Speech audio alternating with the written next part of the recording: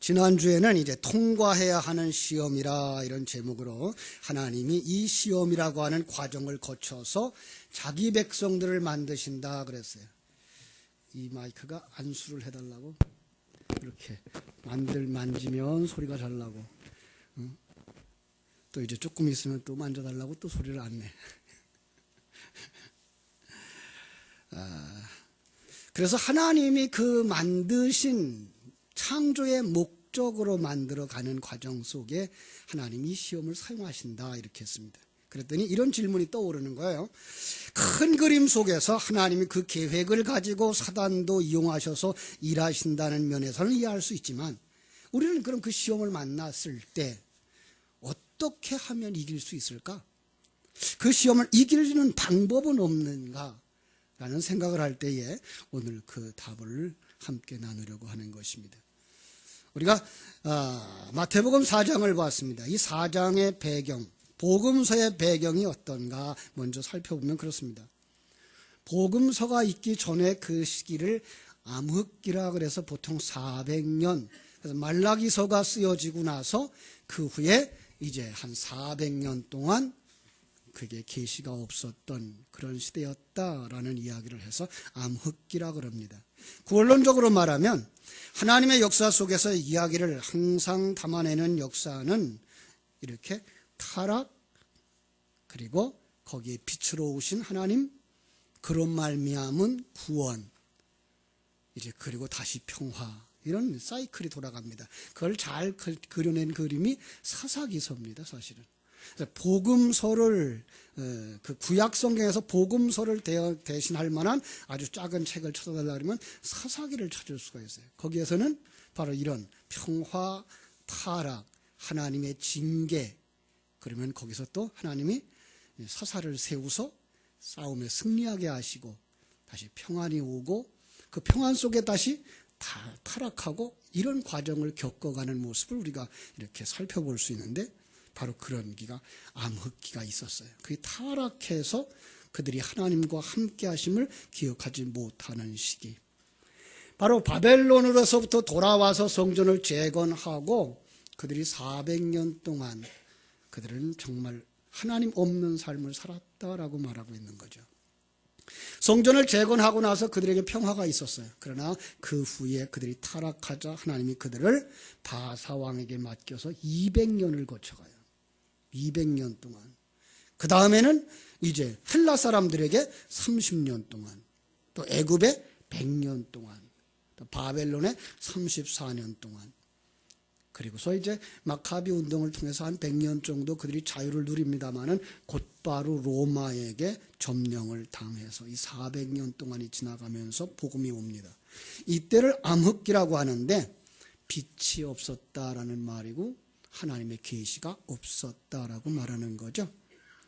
그 모습을 다른 말로 표현하면 그들이 하나님을 찾지 않고 세상에 끌려다니면서 세상적인 관점을 가지고 그 강대국 속에서 자기들이 이제 나라를 만들어 세워보겠다라고 하던 시기, 하나님이 보이지 않았던 시기를 바로 암흑기라고 말하는 겁니다.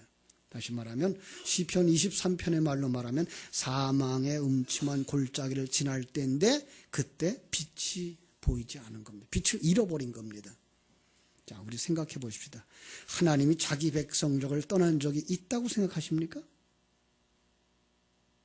하나님은 자기 백성을 한 번도 떠나지 않습니다. 예.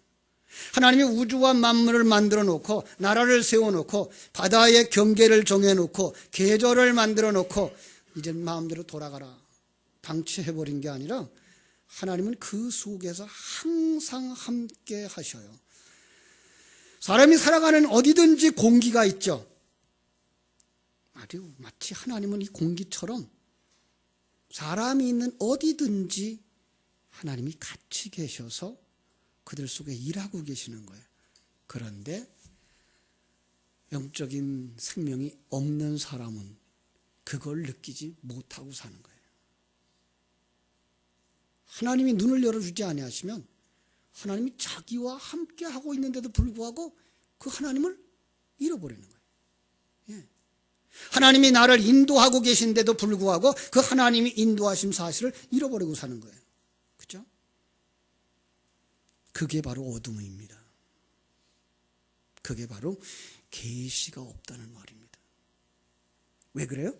내 주장이 세속적인 영향력이 너무 강하기 때문에 하나님을 잃어버리고 살아가는 겁니다. 그러나 하나님은 이스라엘 백성들이 애굽에서 살 때도, 바벨론에 포로되어져 갔을 때에도, 광야 40년을 지나갈 때에도 하나님은 그들을 한순간도 떠나지도 아니했으며 버리지도 아니했다는 사실 우리는 믿습니다. 그렇습니다. 하나님이 함께 하시는 것이 느껴지십니까? 하나님이 함께 하시는 것을 믿습니까? 여러분들은 하나님의 생명을 가진 사람들입니다. 거듭난 사람들입니다. 우리 한번 따라합시다. 하나님이 나와 함께 하십니다. 옆에 분한테 얘기합시다. 하나님이 집사님과 권사님과 함께 하십니다. 예. 그런데 사단이 속삭여죠. 사단이 뭐라 그래요? 야, 하나님이 함께하는 삶이 그 모양이야? 이러고 들어와요. 아니, 그 하나님이 전능자라며, 당신을 사랑한다며, 당신을 해하는 사람들을 왜 그냥 내버려두지? 자, 하나님 없는 거야. 이러고 들어오는 거예요. 심지어 하나님 죽었어 이러고 들어오는 거예요. 여러분, 거기에 대한 해답을 준비하셨습니까? 우리보다 먼저 시험을 보신 우리 예수님을 만나러 가보면 거기에 대한 대답이 있습니다. 암흑기, 그 어둠이 계속되는 시간과 공간 속에 누가 오시죠? 예수님이 오십니다. 빛으로 첫 열매가 되시려고 이 땅에 오신 성자 하나님, 자기 백성들과 함께 이 시험을 통과하기 위하여 자기 백성들이 겪는 모든 과정을 다 겪으십니다. 그걸 갖다가 체휼하셨다라는 말로 썼습니다. 우리와 똑같이 겪으신다는 거예요. 이건 과거에 있었던 예수님이 우리가 겪는 그 모든 죄를 겪었다는 말도 되지만, 그보다 더 중요한 것, 내가 살아가는 삶에 있어서 나의 겪어가는 모든 고난과 고통과 시험들을 내 안에서 함께 겪으신다는 거예요. 예, 그분은 나를 너무나 잘 아셔요. 나와 함께 이 고난을, 시험을 겪기 때문에. 그래서 그걸 보여주는 그림이 아주 성경에 자세하게 나옵니다. 예수님이 태어나자마자 어디로 피신하시죠? 애굽으로 갑니다. 그래서 거기서부터 시작합니다. 애굽에서 나옵니다. 이제 마태복음에 보면 1장에서 예수님이 오셔야만 됐던 이유, 족보를 말하고, 그리고 2장에서 성령으로 잉태하고 출생하자.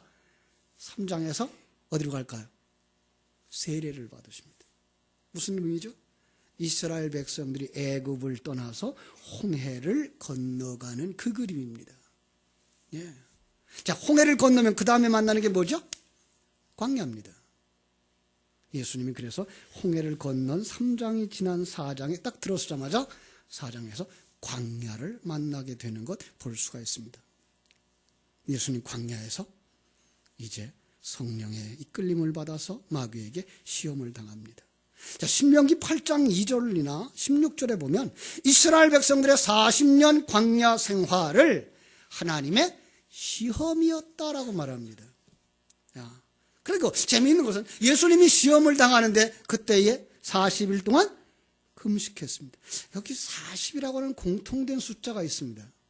성경 속에 있는 숫자들은 참 재미가 있죠. 그죠? 성경 속에 다 의미가 있어요. 12 아들의 숫자입니다. 3 하나님의 숫자입니다. 4 세상의 숫자입니다. 7 완전수입니다. 자, 그래서 40이라는 숫자를 만들어 보면 4라고 하는 이 세상에서 10이라고 하는 완전한 하나님이 정하신 그 수를 채우는 겁니다. 40이라는 숫자는 바로 내가 이 세상에서 살아가는 모든 기간, 이게 40년입니다.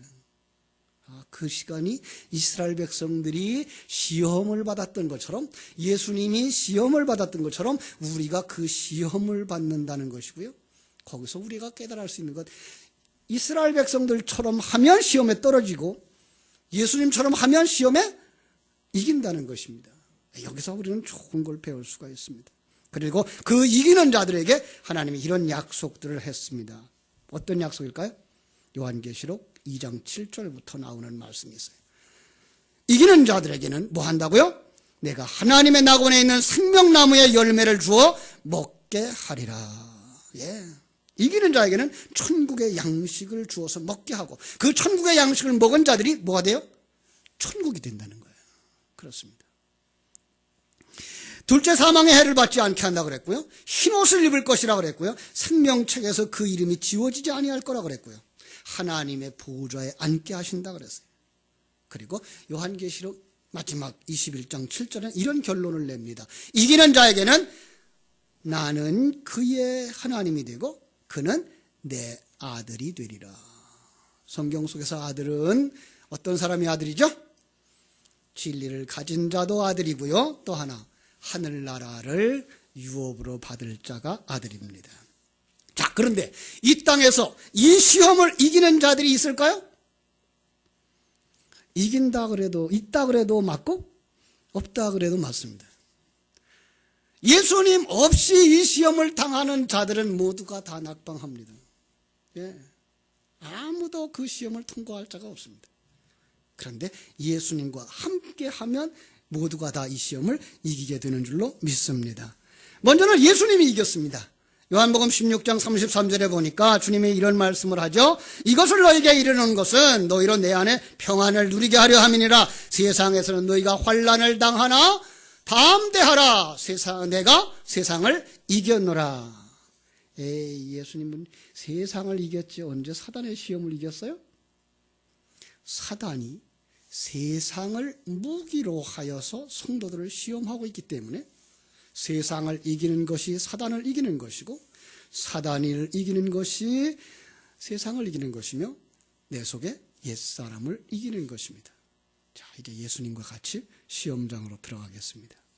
1절로 2절 봅니다. 그때에 예수께서 성령에게 이끌려 마귀에게 시험을 받으러 광야로 가사 40일을 밤낮으로 금식하신지라. 자, 시험장에 갈 때 누구와 같이 갑니까? 성령과 함께 갑니다. 예, 사단이 두렵고 세상의 시험이 두려워서 오금이 저려올 때 성령님 늘 하시는 말씀이 있습니다. 두려워하지 마라. 내가 너와 함께 함이니라. 믿습니까? 예, 놀라지 말라. 나는 네 하나님이잖아. 내가 너를 굳세게 할게. 내가 너를 도와줄게. 내가 오른손으로 너를 꼭 붙들어 줄게. 예, 그 약속 지키실까요? 안 지키실까요? 우리 하나님의 약속은 반드시 지키십니다. 여러분이 어디를 가든지 그 하나님이 여러분과 함께 여러분을 오른손으로 붙들고 계신 줄 믿기를 주의 이름으로 축원합니다. 그래서 예수님이 40일 동안 금식할 수 있었던 거예요. 예수님은 사실 음식을 정말 먹지 않았어요. 그런데 성경 속에 이 금식이라는 단어를 쓸 때에는 또 다른 진리를 거기다 담아서 우리에게 주고 있는 거예요. 금식이 뭐죠? 음식을 먹지 않는 것. 여러분, 음식은 왜 먹습니까? 음식은 그것을 먹고 힘을 얻겠다라고 해서 먹는 것이죠. 그래서 한여름에는 우리가 보양식들을 하죠. 왜? 그걸 먹고 그걸 통해서 힘을 얻어서 이 무더위를 이기겠다고. 그죠? 자, 그런데 그렇다면 금식이라는 말은 무슨 말일까요? 나는 그것으로 힘을 삼아 살지 않겠습니다가 금식이에요. 뭐가요? 이 세상에 보이는 것, 세상의 것, 그걸로 힘을 삼아 살지 않겠습니다가 금식이에요. 그래서 이사야서 58장 6절에 이렇게 말해요. 내가 기뻐하는 금식은 흉악의 결박을 풀어주며 멍에의 줄을 끌어주며 압제당하는 자를 자유하게 하며 모든 멍에를 꺾는 것이 아니겠느냐. 하나님의 은혜와 하나님의 일하심을 알고 믿을 때 사단의 멍에, 세상의 무거운 결박이 풀리는 줄로 믿습니다. 이 세상에서 나를 힘들게 했던 모든 멍에가 꺾어져 진정한 자유, 평안을 누리며 쉼을 얻는 자가 되는 것입니다. 자, 그 내용이 무엇인지 여기 들어가 있습니다. 3절. 사단이 들고 나오는 첫 번째 시험. 네가 만일 하나님의 아들이거든 이 돌들로 떡덩이가 되게 하라. 여러분, 예수님 하실 수 있을까요? 없을까요? 하실 수 있습니다. 그분은 말씀으로 천지와 만물을 창조하신 창조자입니다. 보리떡 5개에 물고기 2마리로 2만 명이 넘는 사람을 배불리 먹고도 12바구니가 남게 하셨던 기적을 행하실 수 있는 능력 있는 분이십니다. 자, 그런데 이 시험은 예수님만 당하는 시험이 아니고 광야에 있었던 이스라엘 백성들이 당하는 시험이고 지금 여러분과 내가 당하는 시험이라는 것입니다. 사람들은 이 땅에서 언제나 먹고 사는 것을 가장 중요하게 여겨요. 그죠? 먹는 문제는 또 돈의 문제고 경제 문제입니다. 이것을 내 삶의 가장 중요한 문제로 놓고 살아라. 이게 바로 시험입니다. 세상 사람들이 가장 기본적으로 여긴다고 해서 그걸 의식주 이렇게 말하죠. 그건 가장 중요한 거라고 우리는 이제까지 배워왔기 때문에 그것이 없으면 안 된다고 생각하고 인간들에게 그것만 제공하면 행복할 거라고 생각을 했던 사람들이 있었습니다. 공산당이었죠. 그런데 그거보다 더 중요한 건 세상 속에서는 그게 문제가 해결되어지면 살 것 같은데 예수 앞에 나오면 그게 시험 문제입니다. 아주 간단한 단어로 정리를 해드리면 우선순위의 문제입니다. 예. 먹는 것, 입는 것, 마시는 것, 의식주 그것이 내 인생에 가장 우선되는 거니 아니면 하나님의 뜻이 가장 우선되는 거니 예배가 우선이냐 국가고시가 우선이냐 이건 고3들에게 해당되는 문제만 아닙니다. 모든 사람들에게 지금 당장 먹고 사는 문제가 급하지 무슨 예배야. 내가 사는 것도 바쁜데 무슨 교회 봉사야. 일을 해야지 무슨 기도야. 여러분 우리는 그동안 이 시험 앞에서 어떤 대답을 내놓았습니까? 우리 자녀들에게 무엇이 우선이라고 가르쳤습니까? 우리는 예수님처럼 그것을 힘으로 삼아 살지 않겠습니다라고 하는 신앙이 있을 때에만 그 문제를 풀어나갈 줄로 믿습니다. 그것을 힘으로 삼아 살지 않겠습니다. 이 말은 이 세상에서 일하지 않겠습니다라는 말이 아니고 이 세상에서 공부하지 않겠습니다라는 말이 아니고 무엇이 가장 우선이냐라는 걸 하나님 앞에 예배하는 것, 하나님의 뜻을 따르는 것, 이것을 우선으로 두겠습니다라고 하는 대답입니다. 그래서 예수님이 그 대답을 이런 말로 바꿨습니다. 사람이 떡으로만 사는 것이 아니요 하나님의 입으로 나오는 모든 말씀으로 살 것이니라. 보이는 것이 전부가 아니요 보이지 않는 하나님, 그 하나님의 말씀이 가르쳐주는 하나님이 나와 함께 하심, 나를 만들고 계심, 여기에 나를 맡기고 살아가는 믿음, 그 믿음이 우선이라고 하는 사실입니다. 그래서 사단이 두 번째 시험 문제를 탁 풀어주칩니다. 두 번째 시험 문제 5절 6절입니다. 네가 만일 하나님의 아들이거든 뛰어내리라. 기록되었으되 그가 너를 위하여 그의 사자들을 명하시리니 그들이 손으로 너를 받들어 발이 돌에 부딪히지 않게 하리로다. 네가 말씀 그러는데 시편 91편 11절 12절 봐. 이런 말씀이 있다. 이 말씀대로 뛰어내려 봐. 그래서 시편 91편 11절을 찾아봤더니 이렇게 되어 있어요. 그가 너를 위하여 그의 천사들을 명령하사 네 모든 길에서 너를 지키게 하심이라. 그들의 손으로 너를 붙들어 발이 돌에 부딪히지 아니하게 하리로다. 사람들은요 이걸 성경을 보면서 그래 사단이 사람들 앞에서 그 뛰어내리는 놀라운 기적을 베풀어서 사람들 앞에서 존경받는 자가 되라고 시험하는 거야. 아니요, 저는 그거보다 또 다른 각도에서 보게 됐습니다. 성경을 문자 그대로 해석하거라, 사전을 가지고 그대로 해석하거라. 그러면 어떻게 될까요? 뛰어내려도 천사가 그 발을 지켜서 다치지 않게 하신다는 거예요. 여기입니다. 사단은 성경을 주면서 성경에 있는 문자 그대로 가라고 얘기를 하고 있는 겁니다. 이건 어마어마한 함정입니다. 어마어마한 시험입니다. 그런데 오늘날 너무나 많은 사람들이 성경을 오류가 없는 책 그러면서 성경 속에 글자 그대로를 끌고 갑니다. 제가 아주 재미난 곳 하나 읽어드릴게요. 요한계시록 22장 15절 잘 들어보세요. 개들과 점술가들과 음행하는 자들과 살인자들과 우상숭배자들과 및 거짓말을 좋아하며 지어내는 자는 다 성 밖에 있으리라. 지금 천국인데 천국에 들어가지 못한 자가 어떤 자예요? 개들이래요. 개는 천국에 못 들어간대요. 개 키우지 마세요.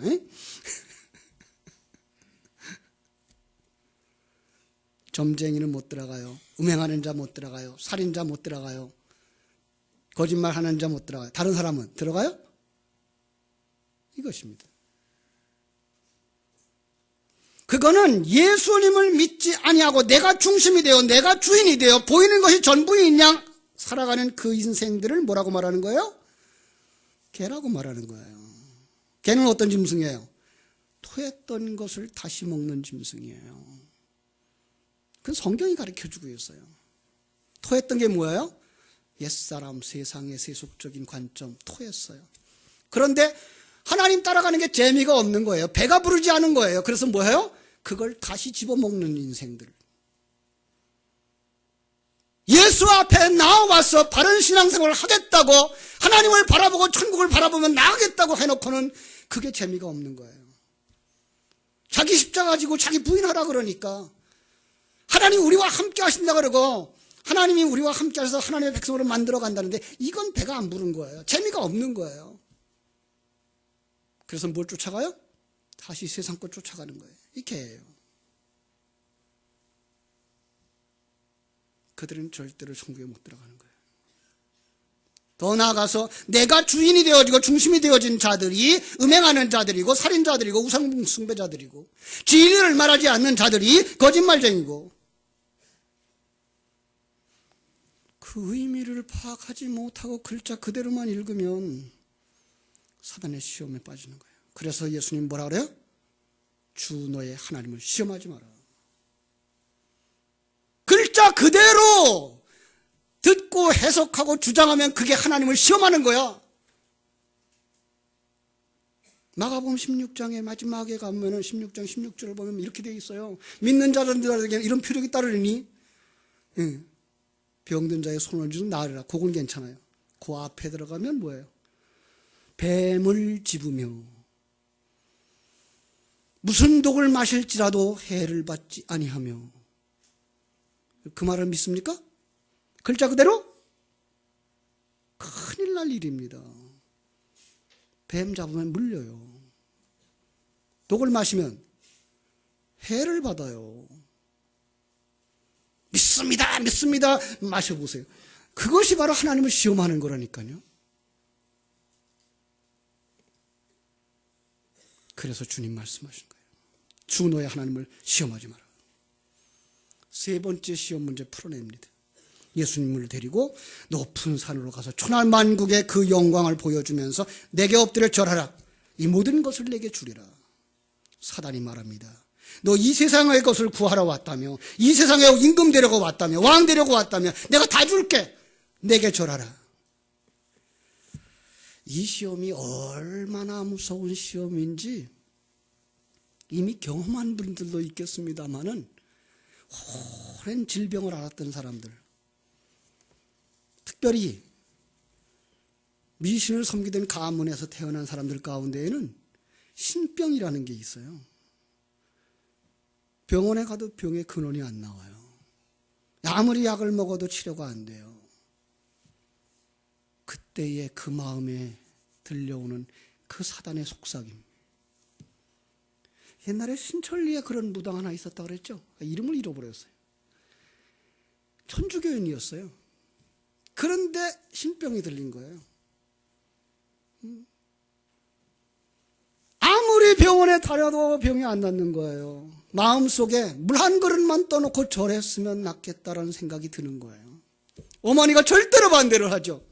너는 천주교인이야. 하나님의 딸이야. 그럴 수는 없어. 그런데 견딜 수가 없어요. 그래서 무당을 섬기는 자가 우상을 섬기는 무당이 되었어요.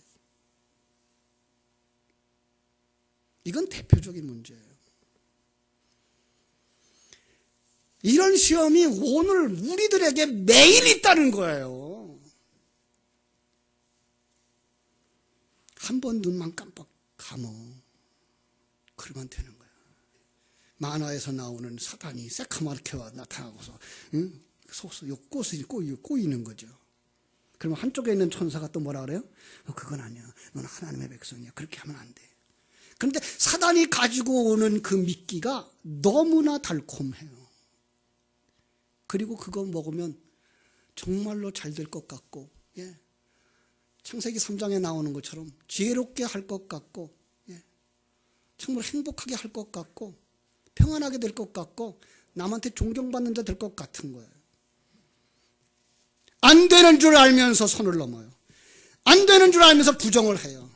사기에 가담하고 한 차례 두 차례 그러다 보니까 화인 맞은 심령이 되어져서 그건 죄라고 생각지도 않아요. 다른 사람들도 뭐 그러고 사는데 여러분 그런 사람들과 같이 살다 지옥에 가십시오. 절대로 그건 아닙니다. 거기서 예수님께서 단호하게 말씀하십니다. 사단아 물러가라. 너는 하나님을 경배하고 다만 그를 섬기라. 한번 외칩시다. 사단아 물러가라. 나는 하나님만 섬기고 하나님께 순종하리라. 그렇습니다. 여러분 여기까지 가셔야 됩니다. 그가 이기는 자입니다. 그가 둘째 사망의 해를 받지 아니합니다. 그래서 사단이 물러가고 하나님의 사자가 와서 수정드는 자리로 나가는 것입니다. 하나님이 주신 그 계획을 바라다보고 하나님이 나와 함께 하고 계심을 믿으며 그 하나님과 손잡고 옛사람을 벗어버리고 새사람으로 완성되어져 하나님의 성전으로 하나님의 아들로 그리스도의 신부로 서기를 소망하며 매일 매순간 영적 싸움에 이기는 자들 되시기를 주님의 이름으로 축원합니다. 기도하겠습니다. 하나님 우리 아버지 크신 은혜와 사랑을 감사하옵고 감사합니다. 하나님의 사랑하심을 입은 귀한 자녀들, 그러나 이 세상 속에서 날마다 만나는 시험을 당하게 됩니다. 하나님 사단을 통해서도 우리를 만드시다고 하지만 우리가 이 세상 살아갈 때 너무나도 감당하기 어려운 시험들이 다가옵니다. 주님을 본받아 그것을 힘으로 삼아 살지 않겠습니다 라고 하는 금식하는 사람들 되게 하여 주시옵소서. 정말로 우리를 시험하러 들어오는 의식주의 문제로 말미암아 믿음을 저버리고 하나님의 뜻을 저버리고 저들에게 이끌려가는 자들이 되지 말게 해주시고 하나님 앞에서 정녕 하나님의 계획을 바라보며 하나님이 주시는 그 생명의 양식 예수님의 살과 피를 먹고 살아가는 자들이 되게 하여 주시옵소서. 성경을 하나님의 사랑의 편지로 보고 나를 만드시는 하나님의 계획인 줄 알고 그 속에 나를 맡기며 따라갈지언정 성경에 있는 그대로 따라가서 세상 속에서는 사랑받는 자요 존경받는 자요 윤리도덕적으로는 아름다운 사람이 될지는 모르지만 진리를 잃어버린 자로 살게 하지 마시고 하나님의 사랑을 깊이 깨달아 아는 그 마음 가지고 성경을 보아서 정말로 젖과 꿀이 흐르는 양식이 되게 하여 주시옵소서. 아버지 하나님, 우상 앞에 절하기를 요구하는, 물질 앞에 무릎 꿇기를 원하는, 명예 앞에 무릎 꿇고 세상 속에서 이름을 남기고 잘된 자로 성공한 자로 살라고 요구하는 이 사단의 요구 앞에 우리가 과감하게 사단아 물러가라 외칠 수 있는 믿음의 사람들이 다 되게 하여 주시옵소서. 예수님의 이름으로 기도하옵나이다. 아멘.